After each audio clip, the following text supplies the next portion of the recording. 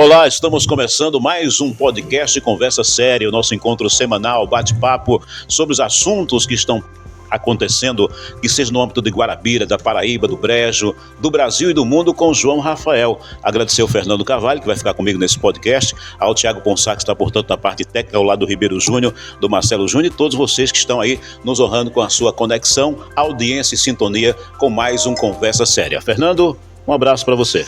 Um abraço de Genilson, um abraço especialmente a todos que acompanham o nosso podcast Conversa Séria com João Rafael de Aguiar.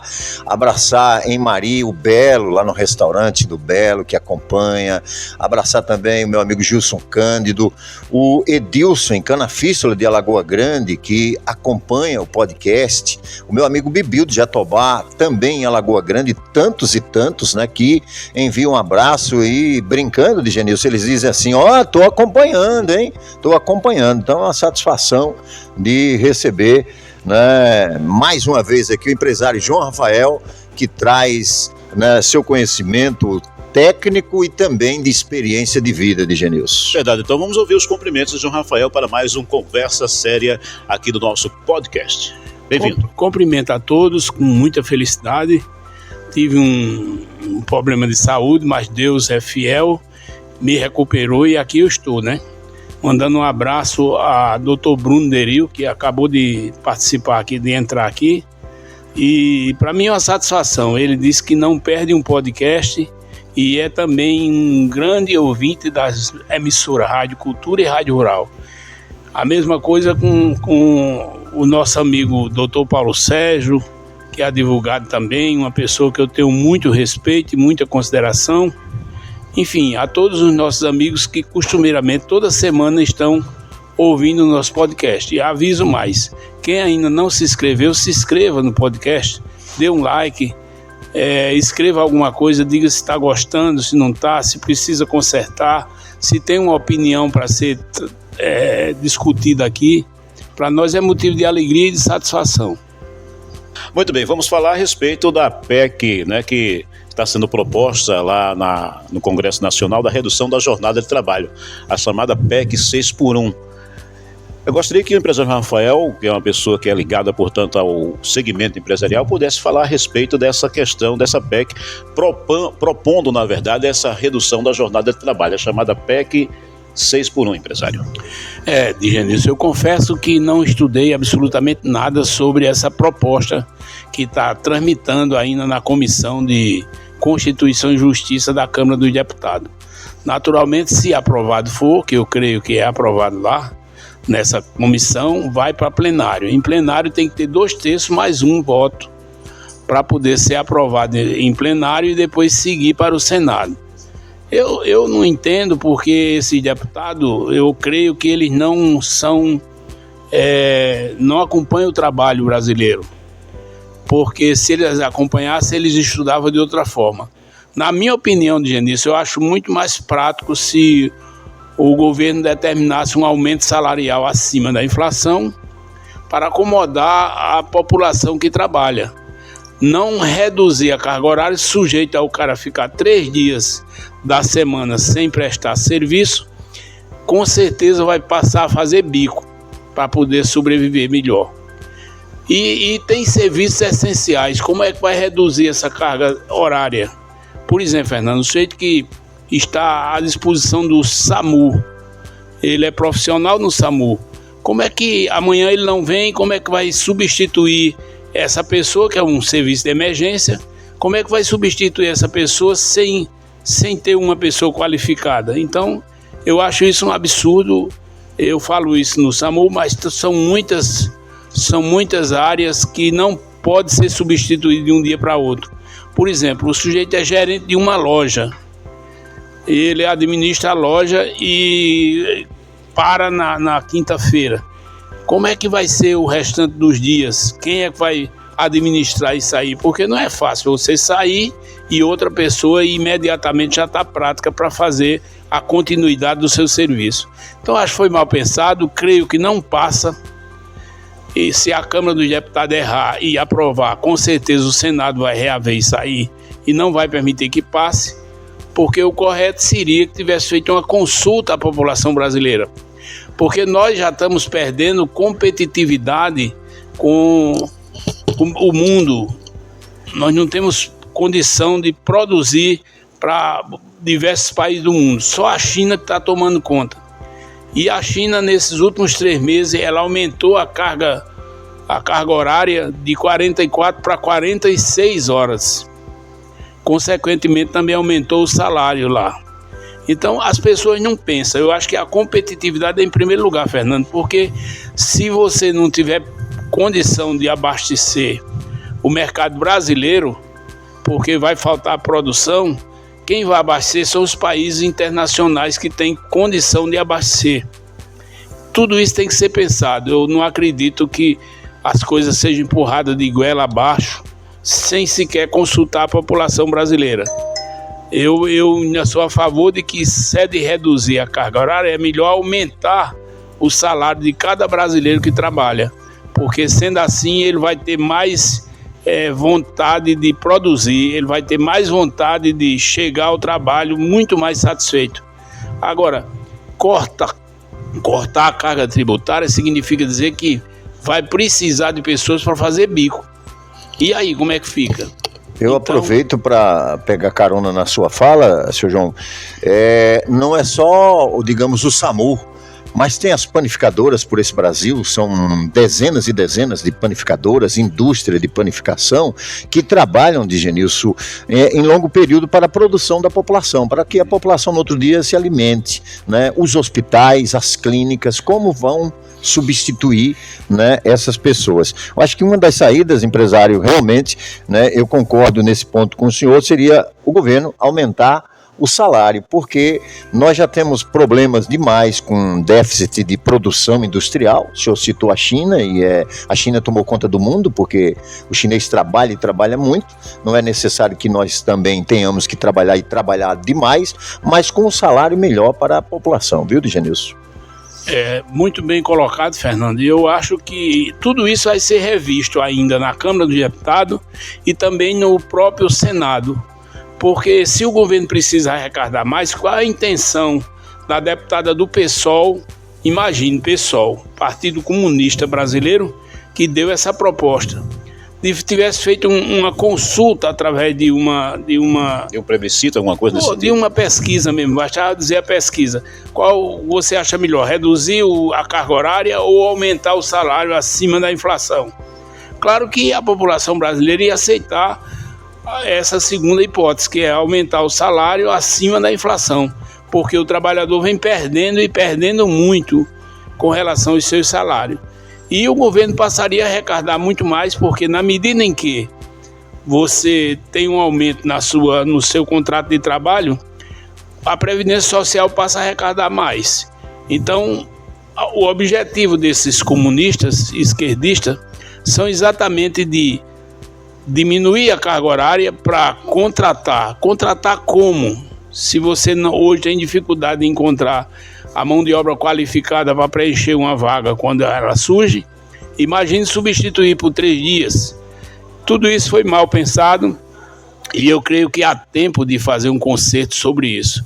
Eu acho que se um deputado tivesse mais consciência, fazer essa proposta. Vamos aumentar a carga, vamos aumentar o salário positivamente acima da inflação. Se não puder fazer muito, mas vamos dar pelo menos 10% acima da inflação, para que o trabalhador possa exatamente ter mais aptidão para a sua mão de obra e ter mais zelo pelo trabalho. Toda compensação é válida. Agora, reduzir a carga tributária para fazer subcontratação, isso não vai valer a pena. E se houver, Fernando, subcontratação, é tudo bico. Não tem como assinar a carteira daquela pessoa para trabalhar 2 dias ou 3 dias. Eu acho isso um erro e, na minha concepção, vai ter alguns filhos de Deus que vai pensar e vai mudar todo esse projeto, porque um projeto desse tipo, numa nação brasileira como essa, não tem condição, porque nós temos uma mistificação de mão de obra muito grande. Não é só a indústria, mas principalmente a prestação de serviço hoje, que é onde oferece mais mão de obra. Aí você vai desqualificar esse crescimento, vai interromper esse crescimento? Não pode. Eu acho que as pessoas têm que pensar melhor e fazer com que tudo isso seja mais produtivo. Tem que pensar no povo, não é pensar no governo, nem pensar na Câmara dos Deputados, nem pensar no próprio deputado, tem que pensar no povo. Eu creio que, se for bem pensado, bem estudado, tudo isso vai ser mudado, não vai seguir dessa forma. Ou pelo menos eles fazem 4x2, quer dizer, tem 6x1, faz 4x2, para folgar a sexta e o sábado. Não é negócio para o Brasil. O negócio melhor, você pode perguntar, aqui nós estamos em 5, né, aqui, né? Isso. Você pode perguntar, Fernanda, qualquer um, você prefere reduzir a sua carga horária ou aumentar o seu salário?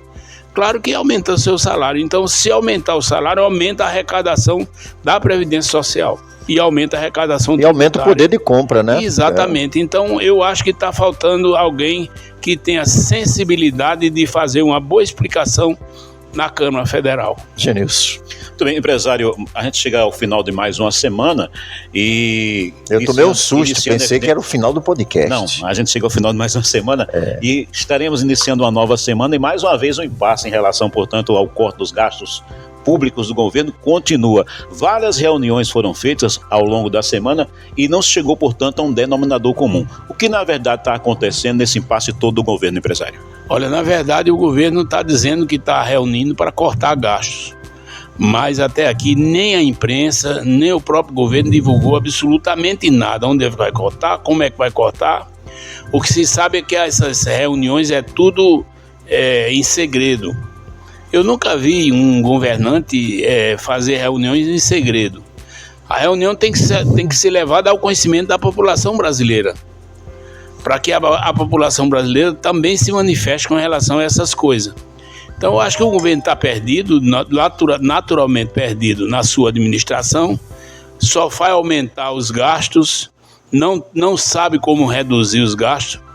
Isso tem sido crucial para o Brasil. O dólar dispara, o dólar hoje está praticamente em R$6, e a tendência do dólar aqui no Brasil é aumentar e aumentar muito, porque o Donald Trump, quando assumir, ele vai fazer de tudo para valorizar o dólar, não é no Brasil, é valorizar o dólar no mundo, entendeu? Então o Brasil tem que estar preparado para esse impacto que vai haver a partir de 20 de janeiro, mas me parece que nada estão fazendo para se movimentar sobre isso.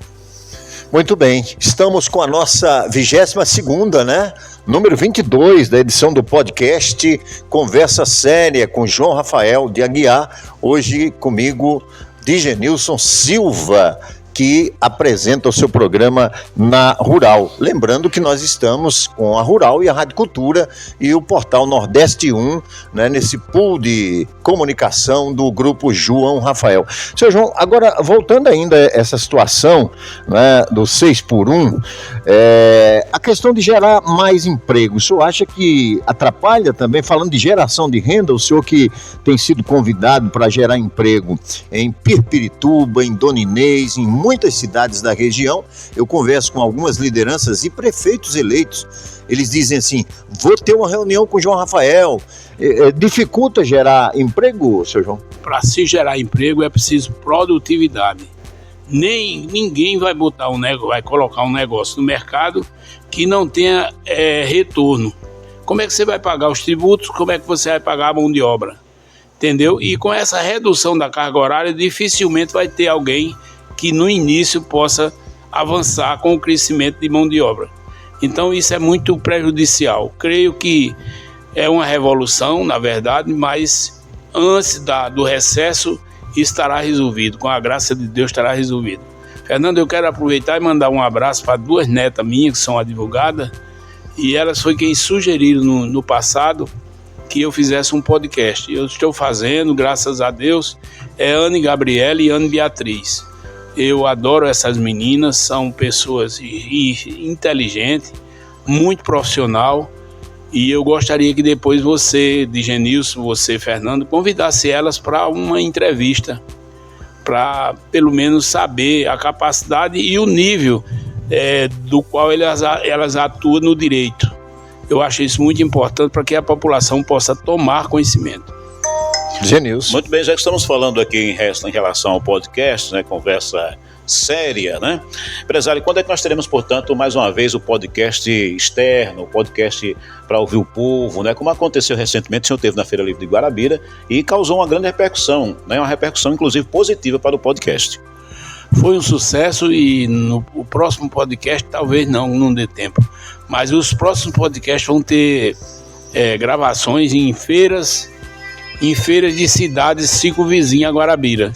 Eu pretendo, Fernando, ir a Caiçara, até porque eu militei muito na Feira de Caiçara, trabalhei como feirante na Feira de Caiçara e eu pretendo fazer uma gravação dentro da Feira de Caiçara, para que a população também tome conhecimento. Eu acho isso muito importante. O importante é levar o conhecimento. Aquele podcast que nós fizemos na Feira de Guarabira chamou a atenção. Não deu tempo de colocar todas as gravações, mas dentro do espaço foi colocado umas gravações que chamou a atenção. Isso é importante. Então eu pretendo continuar gravando em outras cidades, as feiras, para que as pessoas tomem conhecimento e valorizem cada vez mais a feira. A feira é uma cultura, é uma tradição e tem que manter viva essa tradição. Seu João, eu queria entrar num assunto em relação ao governo do estado. Semana passada participou da Rádio Rural de Guarabira e também com reprodução na Rádio Cultura. Quero agradecer o pessoal da Cultura que reproduziu também a matéria com o governador que hoje se despede. Eu acho que segunda ou terça-feira o governador Adriano Galdino, Genilson, me ajude, ele está se despedindo, né? Esse começo de semana que o governador João Azevedo já reassume o cargo, né? Como é que o senhor está vendo, acompanhando já a movimentação política, praticamente 2 anos, mas uma política, quando encerra uma eleição, começa outra.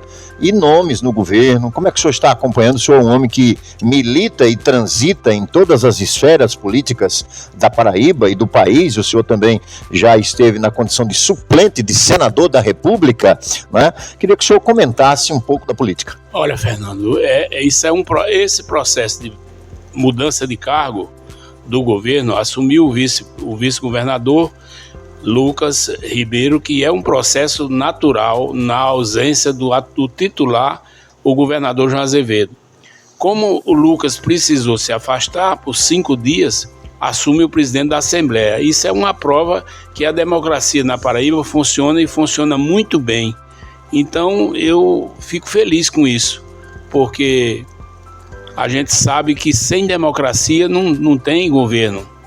E ontem eu conversava com o Adriano, com o presidente da Assembleia, o senhor Adriano Galdino, e eu fiquei muito satisfeito em ele dizer que está pronto para competir. Ele não é ainda candidato, é um pré-candidato ao governo do estado, mas vai tentar competir, vai procurar captar lideranças e mais liderança para formar uma chapa competitiva, porque ele sabe que tem concorrentes e, na verdade, então, está se cercando e deseja o apoio do governador João Azevedo, até do próprio Lucas, que é o vice-governador, mas tudo isso é o tempo que vai dizer quem será os candidatos de preferência do governador do estado. Genilson. Empresário, Brasília, né? Quebrou o clima de harmonia que vinha acontecendo na nossa capital federal, não só os debates políticos, né, a efervescência política do Congresso Nacional, mas algumas explosões foram registradas, portanto, na noite da última quarta-feira. Gostaria que o senhor comentasse, inclusive, essas explosões que aconteceu justamente ali onde ficam os 3 poderes, na chamada Praça dos 3 Poderes no Congresso Nacional, o Palácio do Planalto e, consequentemente, também o Supremo Tribunal Federal. Eu só tenho a lamentar, sinceramente, quando acontece um fato dessa natureza. Porque como a gente acompanha a matéria nacional e internacional, a gente é acostumado a ver isso aí no Paquistão, no Afeganistão, em outros países que têm uma tradição de militar com essa brutalidade, vamos dizer assim, de explosões, de criminalidade. O Brasil não tem isso. Então apareceu uma pessoa que deveria estar doente. Por quê? Porque ele mesmo se suicidou, né? Uhum. Então, quer dizer, não é normal isso aí. Quando você pega uma arma e sai brigando com alguém, é quase que compreensível, não é correto, mas é quase compreensível, porque você teve um momento de raiva e saiu. Mas quando você faz um ato daquele, é um ato, sinceramente, desnecessário e, ao mesmo tempo, preocupante, porque tudo que sai na mídia, na imprensa, ela vira moda, e esperamos que isso não aconteça nunca mais no Brasil. Muito bem, estamos com o nosso podcast Conversa Séria com João Rafael de Aguiar. Abraçar também aqui, assistindo e acompanhando o empresário Jarbas de Lucena Aguiar, que é diretor comercial, né, da Rádio Cultura e da Rádio Rural de Guarabira, do Portal Nordeste 1. Ele acompanha. Aliás, Genilson, vamos convidá-lo em breve para ele participar com a gente aqui, né? Participar numa conversa séria com ele. Verdade. Afinal de contas, a Rialto tem 30 anos, salvo eu engano. Tem mais. Mais de 30? 31, e ele começou lavando carro lá. Passou por esse teste, né? Você já lavou um carro, Genilson? Já? Parabéns a você. Vamos falar um pouco da Rialto, que vende automóvel há mais de 30 anos, seu João. Como é que é para o senhor também ter uma empresa estabelecida, com nome de referência, onde nós temos a Avenida Osmar de Aquino, mas divide ali o nome com a Avenida da Rialto? Olha, Fernando, vocês fizeram uma pesquisa, e ouvintes também, se fizer uma pesquisa vai ver que a maioria das empresas abertas não dura mais de 10 anos. A maioria, não são todas, mas a maioria. E a Rialto com 31 anos é uma bênção de Deus. Nós só podemos dizer que Deus está no comando de tudo. Porque quando nós montamos a Rialto, Jarba tinha apenas 18 anos incompleto. E ele assumiu com muita responsabilidade. E não é só comprar e vender, é manter a clientela, de Genilson. A clientela é a parte mais difícil. Eu continuo dizendo que o pós-venda é mais difícil do que a própria venda. E graças a Deus a Rialto tem recebido esse privilégio de receber vários clientes que já compraram e que voltam para comprar. Então a gente significa dizer que não é pelo preço, é mais pelo atendimento. E essa educação do atendimento é quem sustenta qualquer empresa. Então o conselho que eu dou a qualquer empresário é que o maior patrimônio da empresa não é o estoque, o maior patrimônio da empresa é o cliente. Porque se você tiver um grande estoque e não tiver cliente, você não paga as contas, você não tira as despesas. E graças a Deus o Jarba tem tido essa visão de Deus, que Deus tem sustentado, e a maioria dos clientes que passa pela Rialto ficam satisfeitos. Então eu dou graças a Deus por isso. Muito bem, estamos chegando, portanto, ao final de mais um podcast Conversa Séria com João Rafael, que é o nosso bate-papo semanal. Eu gostaria, seu João, para que a gente encerrasse esse podcast, você deixasse uma mensagem aí para essa nova semana que está começando, está iniciando, e muita gente que acompanha através da Rádio Rural, da Rádio Cultura FM, Nordeste 1, e através também do próprio canal do podcast, acompanha essa Conversa Séria todas as segundas-feiras. Olha, eu quero mandar um abraço para Dani Souza, que não pôde estar presente aqui. Como o Fernando sabe, sempre ela acompanha e participa do nosso podcast. E dizer que a próxima semana que seja abençoada por Deus, porque nós não somos absolutamente nada. Nós vivemos exatamente na graça de Deus. Então Deus há de nos proteger para que a gente vença mais uma semana que se aproxima. Então, final do nosso podcast Conversa Séria com João Rafael. Fernando, um abraço a você. E a gente volta na próxima segunda-feira, na Rádio Rural, na Rádio Cultura, com repercussão no Nordeste 1. Um bom dia, segue a programação.